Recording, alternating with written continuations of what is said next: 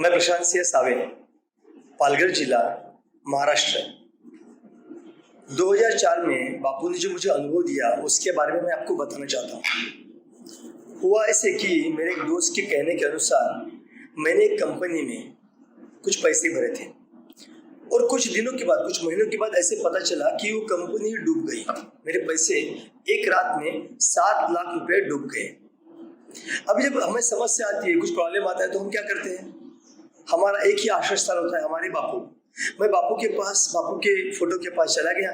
मेरे पास बापू का उपासना का फोटो है, जहाँ पे जब मैं कुछ बोलता हूँ तो मेरा विश्वास है कि वो मेरी बातें सुनता है। मैं बापू के फोटो के पास गया, बापू को बोला, बापू ये क्या हुआ? 7 लाख रुपया एक रात में खत्म हो गया। 2004 की बात है, एक बड़ी अमाउंट थी। अब मैं क्या करूं? और दूसरे क्षण मुझे ऐसे लगा कि मैं बापू को क्यों बोल रहा हूं, ये तो मेरी गलती थी।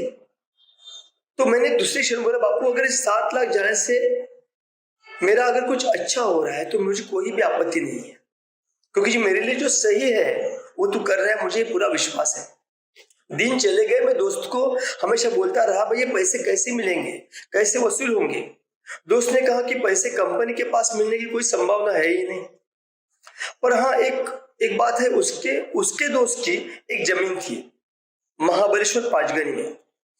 बोले उसको जमीन बेचनी है, वहां पे तो सब पूरे पहाड़ ही पहाड़ है, तो अगर वो जमीन लेगा तो तेरे के पैसे भविष्य में वसूल हो सकते हैं। तो मैंने कहा पहले ही 7 लाख रुपए डूब चुका है, जो जाके जमीन देखते हैं। जमीन देखने गए तो पूरे पहाड़ थे, जहां पे चलना भी संभव नहीं था। एक दूसरे का हाथ पकड़ के हम चल रहे थे। और जमीन मुझे बहुत कम कीमत में मिली। मुझे 3 एकड़ जमीन सिर्फ 1.5 लाख रुपए मुझे मिल गई। और जब जमीन मैंने नाम पे कर ली और मैं घर पे आया, अभी कैसे एक सुकून था। पहले पैसे गए थे तो दुख था, अभी पैसे तो गए हैं पर जमीन है, इसलिए लगा कि चलो अभी ठीक है, आगे आज नहीं तो कल पैसे वसूल हो सकते हैं। दिन चले गए, मैं तो उस बात को भूल चुका था। और एक दिन 6 साल के बाद एक आदमी का फोन आया। उस आदमी ने मुझे बताया कि मैं पांचगनी से बात कर रहा हूं और क्या आपकी जमीन वहां पे है? तो पता नहीं उसका नंबर, मेरा नंबर उससे कहाँ मिला। तो मैं बोला हाँ जमीन है, तो क्या बेचना चाहते हैं? मैं बोला हाँ बेचना चाहता हूँ, कितना आएगा? तो मैं सोच रहा था कि मेरे 7 लाख जा चुके हैं और ये 1.5 लाख की जमीन है, तो एक 8-9 लाख मुझे मिल जाएगा, मेरा तो वसूल होगा तो चलेगा। तो उसने कहा मैं 12 लाख दूंगा आपको। 12 लाख सुनते ही मैं बोला यार, इतना मन में बोला कि यार ये तो बहुत बड़ी अच्छी बात है। बापू को मन ही मन में मेरे अम्बद ने बोला, बापू ने क्या किया, मुझे मेरा पैसा वापस मिल रहा है। तो उसको कहा चलो ठीक है।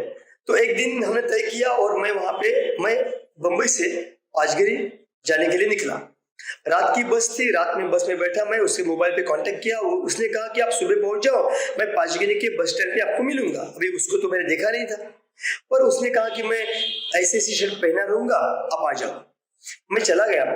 जैसे ही मैं पांचगनी उतरा, उसको फिर फोन किया। अरे फोन बेल बज रहा है, उठा नहीं रहा है फोन। 1 बार, 2 बार, 3 बार प्रयास किया, उसने फोन नहीं उठाया। उसी वक्त सुबह का वक्त था, 6:30-7 बज चुके होंगे शायद।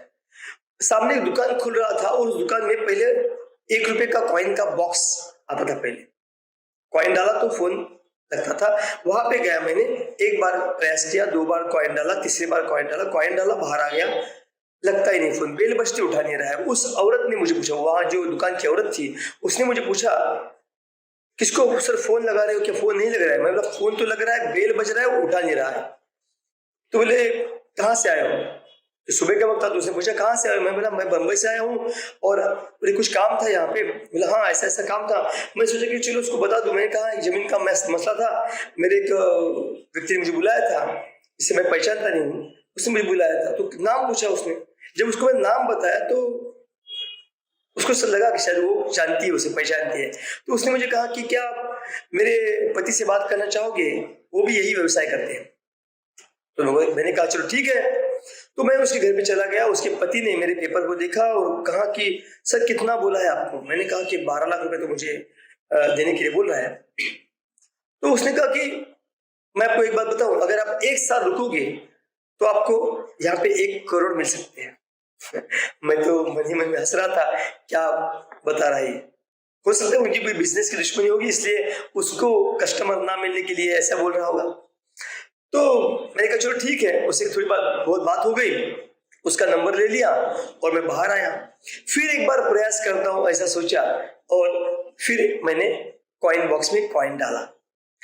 अब की बार फोन लगा, उसने फोन उठाया, मैं उसको थोड़ा चिढ़ा, मैं उसको बोला ये क्या, मैं बार बार प्रयास कर रहा हूँ, फोन नहीं उठा रहे। बोले सर बात ऐसी हुई कि जब आपका फोन आ रहा था, पहले मैं स्टैंड पे खड़ा था, और जब आपका फोन आया और मेरे पेट में अचानक दर्द महसूस हुआ।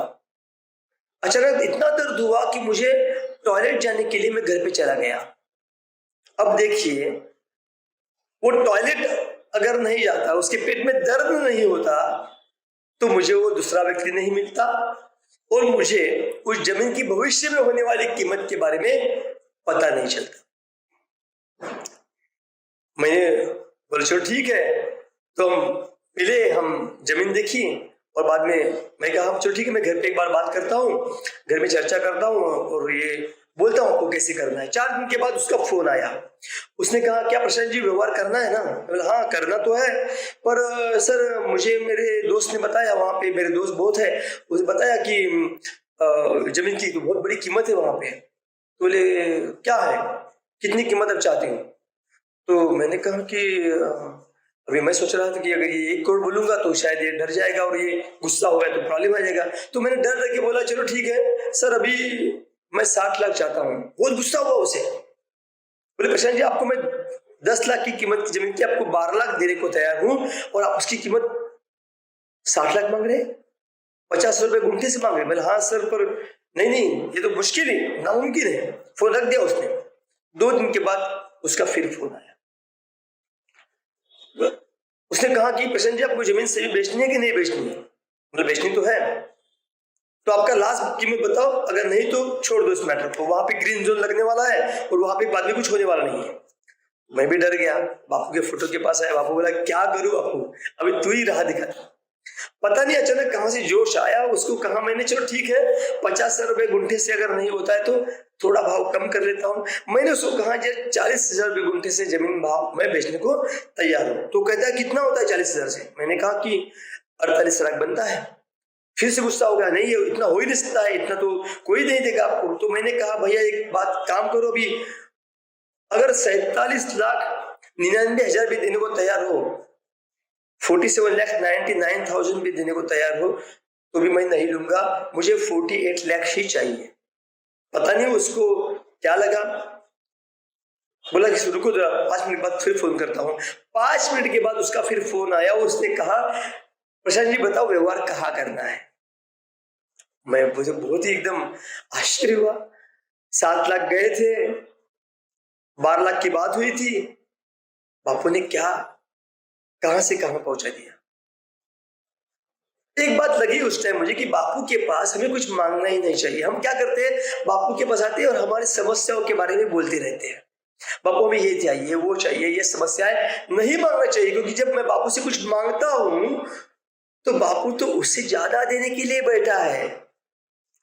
पर हमें लगता है कि हमारी समस्याओं को हम बापू के पास रख देते हैं। दोस्तों ये 48 लाख जब मुझे आया, मैंने अपने लोकल एरिया में उसको इन्वेस्ट किया और मुझे बताने में बहुत ही आनंद होता है कि आज उस 48 लाख की कीमत जो बन गई है प्रॉपर्टी की, वो है 1.5 से 2 करोड़ के आसपास की कीमत बन गई है। कहाँ था मैं और कहाँ पहुंचा दिया।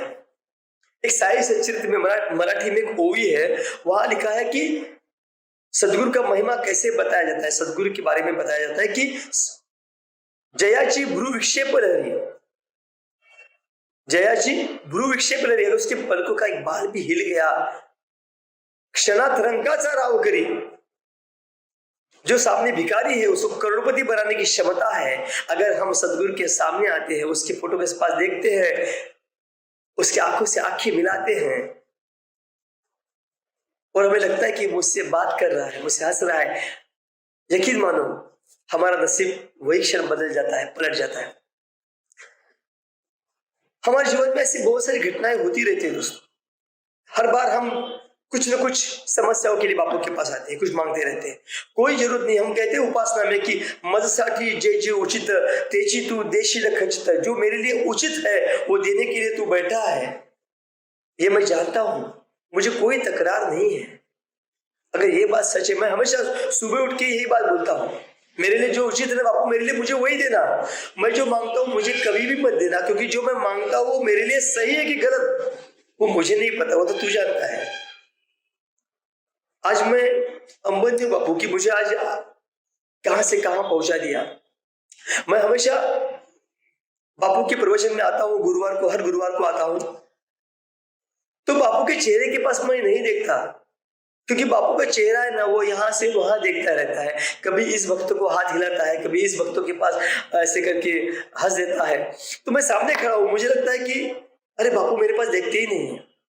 तो मैं हमेशा बापू के चेहरे के पास नहीं देखता, मैं हमेशा बापू के चरणों को देखता हूं, क्योंकि बापू के चरण जो है ना वो यहाँ वहां नहीं जाते, वो स्थिर है, वो अचल है। बापू मैं अम्बज्ञ हूं, मुझे आपके पैरों में जगह देना बापू। हरिओम, श्री राम, अम्बज्ञ।